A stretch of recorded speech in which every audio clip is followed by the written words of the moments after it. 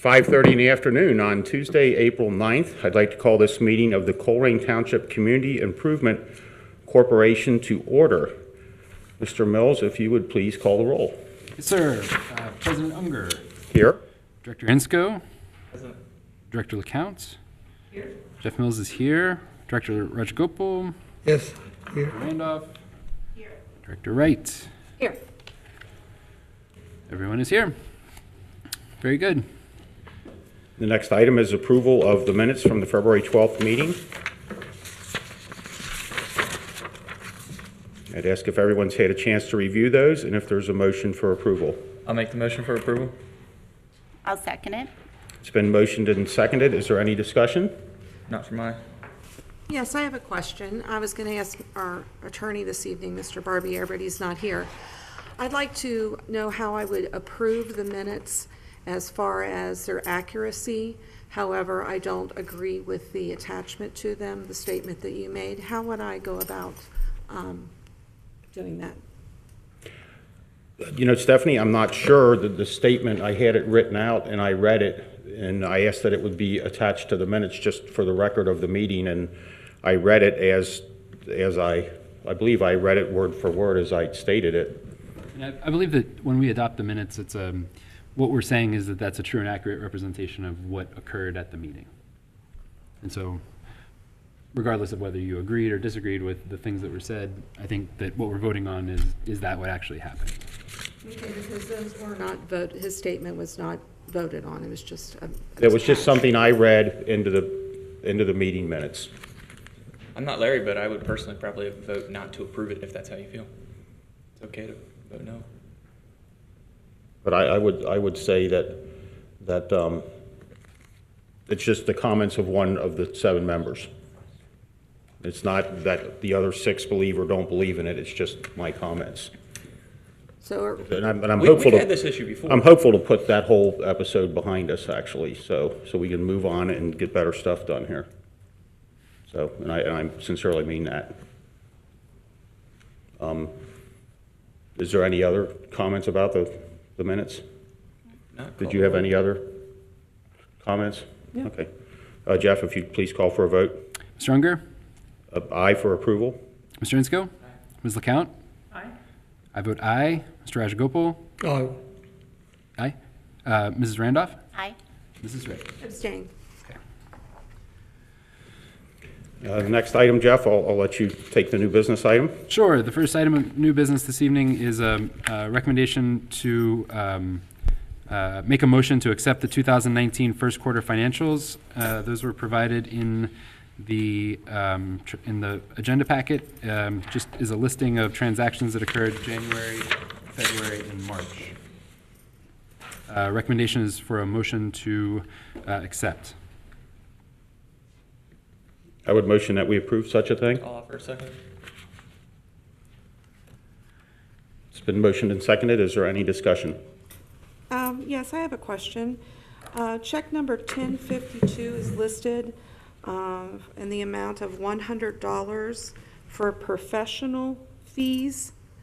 I was just wondering when that was written, who it was written to, and what it was about. That is to Plattenberg. Okay. And then check number 1051 is missing. Is that an outstanding check, or? I don't have all the detail in front of me to answer that at this time. Okay. Is there any other discussion? Hearing none, Mr. Mills, please call for a vote. Mr. Unger. Aye. Mr. Insko. Aye. Ms. LeCount. Aye. I vote aye. Mr. Rajagopal. I abstain, like Stephanie said, we need to know the detail of the checks she's talking about. Abstain. Abstain. Mrs. Randolph. Aye. And Mrs. Wright. Nay. Very good. Next item on the agenda is an exciting one. It is a motion to ratify the fully executed agreement for the purchase, sale, and demolition of the Fireside Motel and Community Resource Center. You'll recall last June, this board and the Board of Trustees gave the Executive Director of the CIC and the Township Administrator, me, the authorization to execute an agreement with Duke Energy for the purchase, sale, and demolition, Duke Energy and the Fireside Motel for the purchase, sale, and demolition of the Fireside and the CRC. It's taken quite a while, but we are now to the point where we have a fully executed version of that contract. There were a couple of changes to the contract. I don't believe that they were necessarily substantive, but in an effort to make sure that everybody has the opportunity to see the final executed agreement, recommendation from Larry Barbier was to ratify the final agreement. So you'll recall that we will be purchasing the Fireside Motel, demolishing it, and demolishing the Community Resource Center on Colerain Avenue. And once that demolition is complete, we'll be selling the demolished property back to Duke so that we can bring jobs and investment to Groesbeck. So the recommendation is to adopt a motion to ratify the agreement. I would motion that we do such a thing. I'll offer a second to put it on the floor. Is there any discussion? I've read through the agreement, Jeff. You have had it reviewed by council. Yep. It's quite lengthy, and thank you for taking that on to get it done. I have stopped by the job site, and Turner Construction is down there moving dirt around. I'm glad to see the project getting underway, and hopefully the owner of record of the Fireside and the person there that has the whatever agreement that is, hopefully it sounds like they've about got their differences Resolved. Yes, sir. So, is there any other discussion? The only thing I'll add to that is I've been on record before saying after this is off the books and out of the CIC, I would be one vote in favor of potentially disbanding the CIC and bringing it back on an as-needed basis. But as far as this goes, I'm certainly in favor of it. Is there any other discussion? Yes. Go ahead. No, you go, please. So how the chain of command goes, the Fireside Hotel will be purchased by the township and then sold to Duke? Yes. No. Is- After By the the property's, Oh, Wait. not by the township, by CIC. Okay, and is that the way it was originally, or has that changed? Yeah, no, that has not changed. Okay. I got problem, how the insurance, we'll be paying for the insurance? CIC will be paying for the insurance all the time when the demolition is on the process? We already have insurance on the property. So, how come Duke is not paying for the insurance, since they're gonna cure the property? It's not their I property. don't think they own it yet. Yeah. Right. Neither do we. So when we have insurance at the moment that we are going to own the property, this has been like an ongoing issue, and Right. I feel like we've talked about it like ad nauseum, but we can talk about it some more. The CIC authorized $500 purchase of insurance that only covers the liability on the property when we own it. Okay, so at the moment that we own it, we will be insured for if somebody gets hurt on the site, or if something bad happens there. We didn't insure the property itself because we are going to demolish it, and so we don't have any value to insure in the buildings. But there is a possibility for something bad to happen, and we got a fantastic deal for the price of $500. We were able to cover our liability, so we're in good shape there. Thank you. Is there any other discussion? Not for mine. Emily, Jenna, Jeff? Nope. Very good. Motion and second. I'll call the roll. Mr. Unger? Aye. Mr. Insko? In nauseam, aye. Ms. LeCount? Aye. I vote aye. Mr. Rajagopal? Aye. Mrs. Randolph? Mrs. Wright? Nay. Okay, very good. The final item of new business this evening is a presentation of the CIC financial statement for the year ended December 31st, 2018. No action needs to be taken on this. The financial statement for the CIC for fiscal year ended December 31st, 2018 was prepared by Plattenberg CPAs, and it was submitted to the Ohio Auditor of State as required by law. It's included in the agenda packet for the board and everyone's information so that folks can see what our financial statement looks like. And that's all the business we have. I'd like to make a motion to amend the agenda.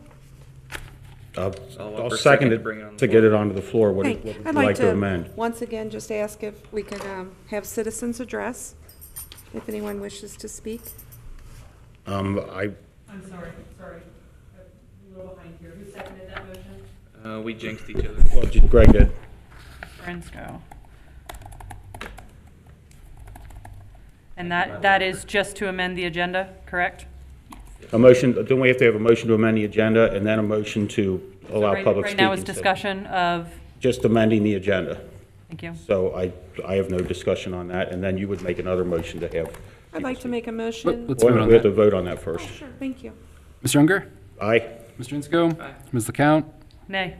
I vote nay. Mr. Rajagopal? Aye. Mrs. Randolph? Nay. Ms. Wright? Aye. Motion carries. Go ahead. Yes, and I'd like to amend the agenda that we allow for public address or citizens address. Okay. Motion's been I made. will, I will second that. And seconded. Is there So any is there any discussion? Yes, as long as we're done by I was just going to say 3 minutes till 6. yeah, I'm okay with that. Just as so we well, can as get long the as we next hold it meeting to a- started on To time. a certain time frame. Very good. So is there any other discussion? Completely agree. Yeah, so this motion was made last meeting also, and I think the idea that my take on it is that we have office hours from 8 to 4:30. Phone calls and emails are welcome if there's any. We also will have an extended citizens address in about an hour or an hour and a half. It seems like that would be an appropriate time to make those comments, but that's just my take on it. I appreciate your take on it. Is there any other discussion? Hearing none, so we, The motion is to add citizens address to the agenda. Yes. Yes. Mr. Unger? aye? Mr. Insco? I'll vote aye with the intention that if it gets out of control and the minutes get way over, then we won't do it again. Yeah, well, the chair will stop it at Okay, 5:57, fair enough. if not So sooner. that would be an aye vote for me. Ms. LeCount? Nay. I vote nay. Mr. Rajagopal? Aye. Ms. Randolph? Nay. Mrs. Wright? Aye. Very good. Thank you, and I will go ahead and ask if anyone has any comments about the CIC agenda this evening, or questions. Please approach the microphone and state your name. Good evening. Kathy Moore. I would just like to state that,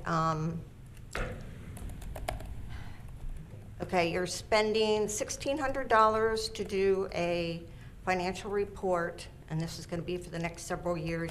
You signed a contract with Plattenberg. These are unnecessary expenses. If you didn't have the CIC, we wouldn't have to pay these things. So once again, I would like to suggest that the board abolish the CIC and we just handle these things through the township. Is there anyone else that would like to address the Board of Trustees, or the CIC Board? Please come up and state your name. Hey, Christine. My name is Christine Freiberg. Very quickly, I also would like to agree with Kathy Moore to disband the CIC and just have the township have all of this business handled through the township. Second thing I wanted to address is the last CIC meeting, and Dan, your letter last week, the last meeting, censuring pretty much Stephanie Wright at the end of the meeting.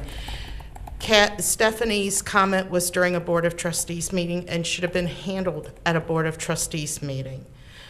To my knowledge, is there an employee handbook on conduct for people on the CIC, how they should act at both a trustee and CIC meeting?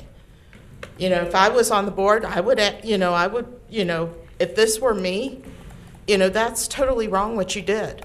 It should have been handled at the Board of Trustee meeting and not this meeting. And I thought that was very low on your part, Dan, and that's all I have to say. Thank you, and I'll address that. When a citizen comes up to speak, is different than when somebody who's formally affiliated with the board or the Board of Trustees comes up to speak. If we allow board members or employees to degrade or say bad things or derogatory remarks about other people that are formally affiliated with the township, I think it needs to be done at that. Let me finish, and then you can please come back up and let me finish with what I want to say. I think if you get up and say something right now to that effect, I would certainly discourage you from doing that, but but I don't think we need name calling. And I think if we have other employees, which probably has happened in the past of Colerain Township, where employees start calling employees' name or make degrading remarks, if we don't attack that at every time it happens, then I think we're setting ourselves up for a lot of legal problems. So I think that's where you and I probably have a different opinion, is I'm not interested in spending a lot of money defending the township when it's real easy to put a stop to that type of behavior. But Dan, I find that convenient. You picked up somebody who was here at the CIC meeting, using that opportunity in the public venue. How do we know somebody else who's a public employee saying the same thing? I mean, there's no different. A public employee should hold the same status standards and behavior, talking to you guys, as the Board of Trustees and the people who are here. That's all I'm saying. Well, thank you. If this were a public employee paid for by the township, I expect the same thing. But what Stephanie said, personally, I didn't think it was derogatory. I saw the video. I was watching from my home because I was sick, but I didn't see anything that I felt was derogatory, and it was at a Board of Trustees meeting and should have been handled as such at a Board of Trustees meeting and not a CIC meeting. That's my opinion on it. So, and I expect everyone, Emily, Jenna, Jeff, Raj, Dan, and Greg, to be held to that same set of standards. And I will assure you that if we've had employees berate other employees, or very specific, since you've brought this up, to say you need to get your the exact words are in the minutes, but you need to get a hold of your boy, and with the emphasis on boy, I take that as being very derogatory, to call somebody, listen, boy, because guess what? We don't have that here. If we have had cases in the past where employees no longer work here because they talk to other employees that way. It should have been handled at the Board of Trustee meeting and not a CIC Okay, meeting. well, thank you. And that's how I feel about that. Thank you. And that goes the same to people who are addressing at the podium as well. And I would say that I've been in I have a day job, and I'm not typically here during the day, but even with all the consternation that comes up at these meetings, I have never heard one of our office employees refer to anybody but by their first name. And I know Jenna and Emily take a lot of heat for a lot of stuff. Jenna was pretty much maligned at the last meeting when somebody accused her of not having the multiple college degrees and credentials that she has. That was horrible. And she took it very well, and I told her I might address that during our thing tonight. But the person who said that was an unknowledgeable person who's not familiar with Jenna's credentials, and because they're not part of this Board of Trustees or formally affiliated with the township, it's just, Jenna just has to take her punches. But I intend to set the record straight on that, and when folks come in here that are formally affiliated with this township and talk down to or degrade an employee, I'm going to stand up for the employee every time. So is there anyone else that wanted to make a comment this evening? Well, I might as well, Okay. since the conversation that you all are referring to is something that I said. I believe that it was your opinion that it was made as a derogatory and off-the-cuff comment that you ran with on your perception of what I meant by that statement. I will look Mr. Mills in the eyes right now and apologize that if anything that I said was you took hurtful or derogatory to you. I meant it as in his behavior about getting up and leaving a meeting, not about his nationality, his race, his sex, his anything. Full appearance. I was referring to his behavior. And like you said, Dan, I look forward to moving on from this as well and continuing to do great things for our township. Thank you for that statement. I truly appreciate it. So people know, that was January 22nd. I had talked to Jeff around noon that day on an entirely different topic, and he had indicated to me that he did not feel well, just like one of our speakers mentioned that day. I guess the flu was going around. I was amazed that he lasted that long in the evening, and at that very moment, he needed to get out of the room because he was not feeling well. Not to get into your personal HIPAA-protected health protections, but thank you for leaving the room and not letting everybody know how you were feeling in the stomach that evening. So, and Jeff has sat through a lot of comments, some of them quite animated from a lot of different folks that are welcomed at our meetings, and I've never seen him get up before. So the reason he got up that evening was because he was about to get sick.